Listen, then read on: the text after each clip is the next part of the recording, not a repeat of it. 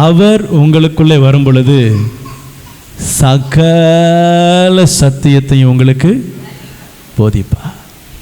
ஆமாம், இதுவே வழி, இதில் நடவுங்கன்னு அவர் சொல்கிற சத்தம் உங்களுக்கு கேட்கும். இப்போ ஆண்டவர் சொல்கிறாரு, நான் இவரை யாரை, சத்திய ஆவியானவரை உங்களுக்குள்ள என்ன செஞ்சிருக்கிறேன், கொடுத்திருக்கிறேன்.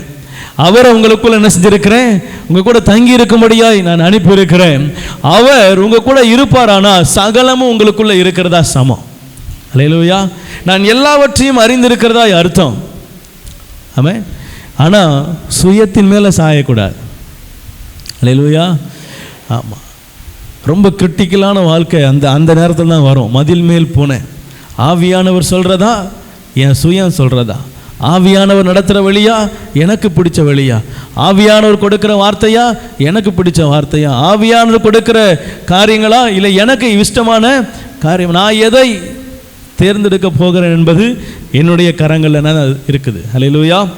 ஆமென். இங்கே ஆவியானவர் சொல்கிறார், ஆவியானவர் நம்ம எல்லாவற்றையும் என்ன செய்கிறாராம், பெற்றுக்கொள்ளும்படியா என்னோடு கூட இருக்கிறார். ஆவியானவர் பெற்றுக்கொண்டாலே நீங்கள் எல்லாவற்றையும் பெற்றுக்கொண்டதுக்கு சமம். ஆமென்.